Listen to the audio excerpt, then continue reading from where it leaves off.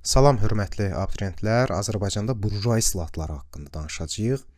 Bu islahatlara niyə burjua islahatlar deyirik? Çünki Azərbaycanda burjua təbəqəsinin yaradılmasına, Azərbaycanın kapitalizmə keçid etməsinə töhfə vermiş islahatlardır müəyyən qədər. 1865-ci ildə kənd cəmiyyətləri haqqında qanun verilir. Bəylərin kəndlər üzərində polis və məhkəmə hüququ ləğv olunur. Yəni yadımıza salaq, neçənci ildə bəylərin kəndlər üzərinə polis və məhkəmə hüququ verilmişdi. 1846-cı ilin 6 dekabr reskripti ilə. Bəs nə vaxt təsdiq edilmişdi? 1847-ci ilin kənd əsasnaməsində təsdiq edilir.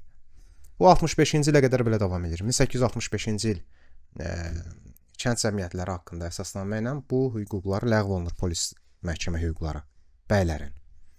Seçkili orqan olan vahid kənd idarəsi yaradılır. Torpaqlar yenə də bəylərin, ağaların mülkiyyətində saxlanılır. Vergilərin miqdarı isə dəyişməz olaraq qalır. Bunun məhdud cəhəti nə idi? Bəylərin kənd idarələrinə müəyyən təsiri qalsa da, kəndlər üzərində hakimiyyəti xeyli zəifləyir. Torpaqlar yenə bəy və ağaların mülkiyyətində qalır. Vergilərin miqdarı isə dəyişməz olaraq qalırdı. 1870-ci il 14 may kəndli əsasnaməsində nə deyilir? Bu 5 resiyyatın məsələsinə görə 47-ci ilə oxşuyur, amma fərqlər var. Çalışın özünüz fərqləri hiss etməyə çalışın. Hər kəndli 5 resiyyatından çox olmamaq şərti ilə torpaq alıb, bunun müqabilində isə bəyə ödənc verməli idi. Kəndlilər öz pay torpağını satın alıb mülkiyyətinə keçirmək icazəsi alır, amma bunun üçün kəndliyə maddi yardım edilmirdi. Məsələn, təsəvvür edin ki, kimsə sənə gəlir deyir ki, bəs son model Mercedes avtomobili istəyirsən. Deyirsən ki, hə, istəyirəm. Sənə deyir, ged al da. Deyirsən, hardan alın, pulun var. Bax, belə bir şeydir. Kəndi icazə verir ki, kəndi öz pay torpağını satın alsın. Kəndi də deyir ki, icazə verdin, bəs mənim pulum var. Mənə heç olmasa dövlət krediti ayırsın, Rusiyadakı kimi. Ya hansısa bir yolla, deyir, yox. Qardaş, istəyirsən, ged al. Yəni, icazə verdim də. Amma bəzi kəndlilər var idi ki, öz pulunu yığmışdı, birikdirmişdi və o kəndlilər torpaq ala biləcək. Kəndlərdəki torpaq 5 desiyyatindən çox olsaydı, onun artığı mülkədarın xeyrinə kəsilib götürülürdü. Amma az olsaydı, məsələn, 4,95 olsa, məsələn, ona əlavə torpaq verilmirdi ki, o 5 olsun. Deyirdi ki, 5 kimi bir şeydir elə.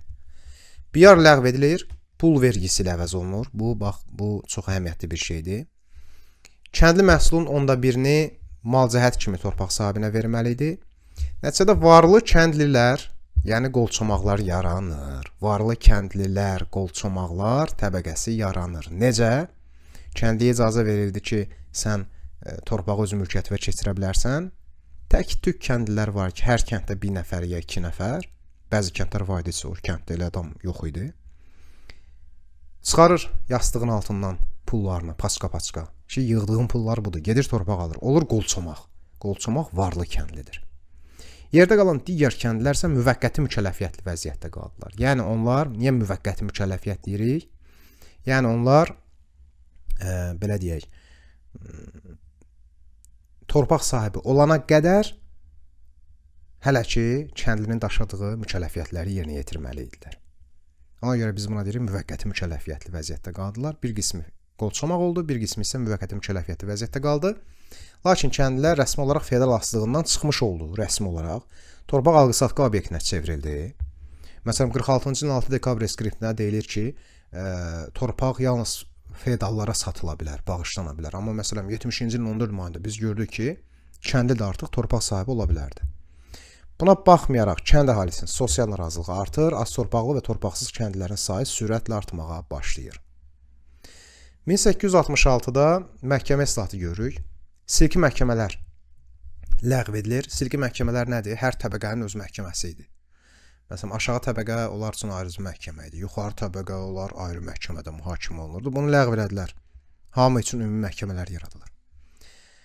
Ümumi məhkəmələr yaradılır. Hakimlər Qafqaz Zanişin tərəfindən təyin edilirdi. Bu yaxşı hal deyil. Çünki Rusiyada hakimi xalq seçirdi. Əhali seçirdi ki, bu adam hörmətli adamdır, bu adam düzgün, dürüst adamdır. Ona görə istəyirik ki, bizim regionda, bizim bölgədə hakim bu olsun.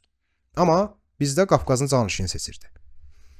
Məhkəmə açıq keçirilirdi, vəkillərin iştirakına icazə verilirdi. çar məmurları və mülkədarların həyatına və əmlakına zərər vurma ilə bağlı cinayət işlərinə hərbi məhkəmələrdə baxılırdı. Rusiyadan fərqimiz yenə də deyirəm, məhkəmə hakimlərinin Rusiyada əhali tərəfindən seçilməsi idi. Azərbaycanda isə Qafqaz canişini tərəfindən Rus və ya digər xristian əhalidən seçilirdi. 1878-ci ildə şəhər əsasnaməsi verilir. Bakı şəhər duması və şəhər idarəsi yaradılır. Bakı şəhər duması seçkilər əsasında yaradılır. İcra hakimiyyəti kimi bir şeydir. Qubernator nəzarət edirdi buna.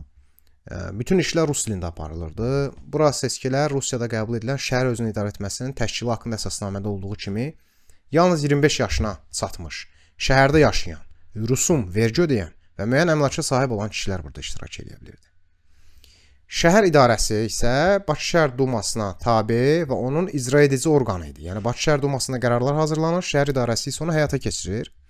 Onun başçısını Bakı şəhər duması ruslardan seçirdi və başçısı Daxili İşlər Nazirliyi tərəfindən, tərkibi isə qubernator tərəfindən təsdiq edilməli idi. 1892-ci ildə qubernatorların şəhərlərin işlərinə müdaxiləsi genişlənir. 1892-nin şəhər əsasnaməsi ilə Yelizavetpolda, Gəncədə tam həcmli şəhər özünü idarə etməsi yaradılır. Lənkəran, Şamaxı, Şəki, Qubada isə məhdud səlahiyyətləri məhdud olan şəhər özünü idarə etməsi yaradılır. Bir daha deyim ki, şəhər özünü idarə etməsi bugünkü icra hakimiyyətləri kimi düşünə bilərik. Belə, dəyərli yoldaşlar, ümid edirik ki, mövzu sizə aydın oldu. İndi isə mövzunu vəsaitimizdən daha ətraflı öyrənək, növbəti dərslərdə görüşmək ümidi ilə hələlik.